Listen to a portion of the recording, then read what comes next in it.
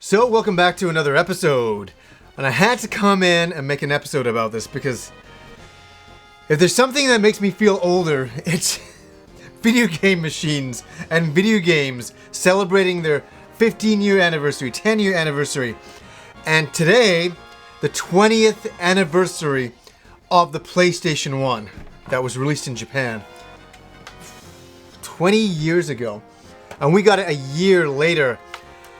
I just wanted to come in and talk about some memories of the PlayStation 1 and celebrate its 20 years. I can't believe it's been 20 years. It's incredible. Do any of you guys remember when the PlayStation 1 first came out?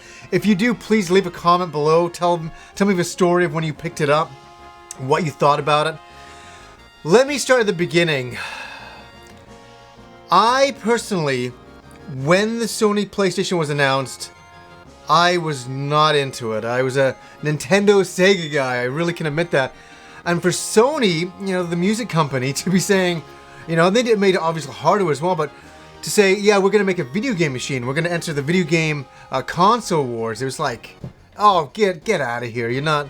I thought it was going to be a novelty niche thing with some very weird third-party games. Like, I thought it was going to be like the CDI or the 3DO, and I'd already had a taste of that stuff. So I wasn't really sold on the idea of the PlayStation. It was so strange that Sony was making a machine. But it wasn't until I heard that Square, one of my favorite RPG companies that created Final Fantasy and Chrono Trigger, all some of the greats on the Super Nintendo, announced that they were going to bring the new Final Fantasy VII to the PlayStation console because of its storage capability on CD. And they were like bypassing the N64. This was a huge turning point for me in my decision making. I'm like, I kind of all of a sudden was like, well, if Square believes in Sony, maybe so should I. But I didn't buy in right away. It launched. I went down to my local anime store back in the day and played some of the launch games, and they were okay, like Battle Arena and what else was that? Ridge Racer. I was watching a lot of people play these games, and I was like, I see the potential here, but it didn't have, it didn't have Final Fantasy VII yet. And Final Fantasy VII was years away.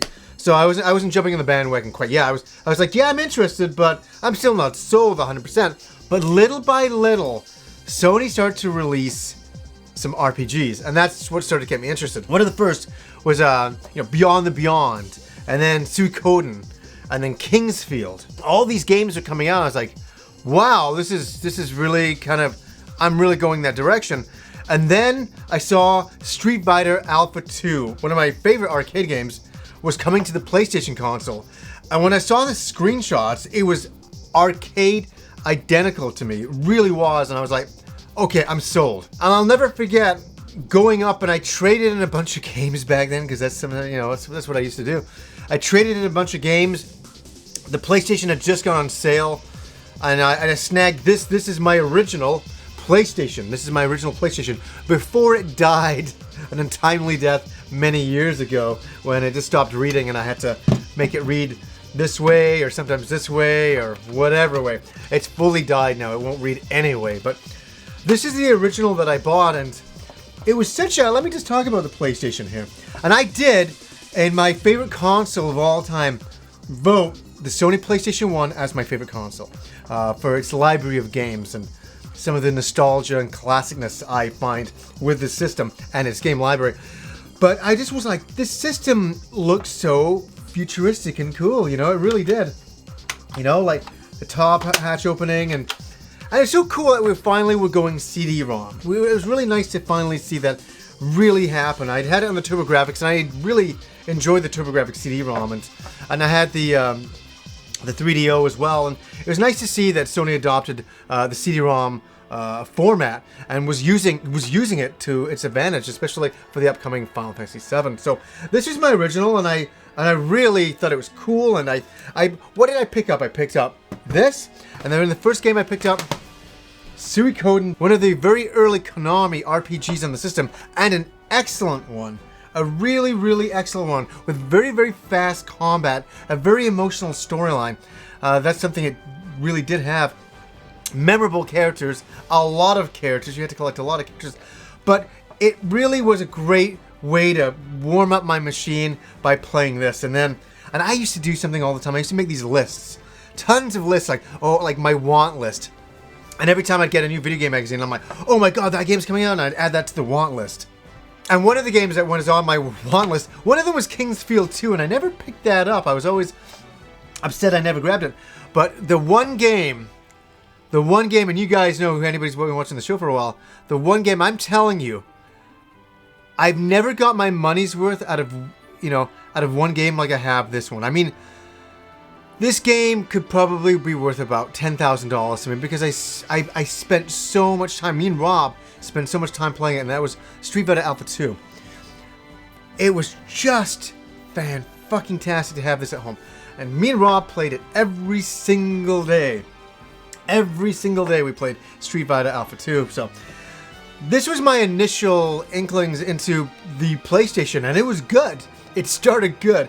And then obviously we got the king of all games back then, and it was the king of all games back then, to own, and that was the RPG Final Fantasy VII. And did it live up to the hype? I did a whole video on the Final Fantasy VII hype, and it certainly did to me and Rob and to quite a few of our friends. And I still think it was a major phenomena on the system. It really brought RPGs into the limelight and made RPGs popular and acceptable. Acceptable, I think, is the one word I'm looking for there.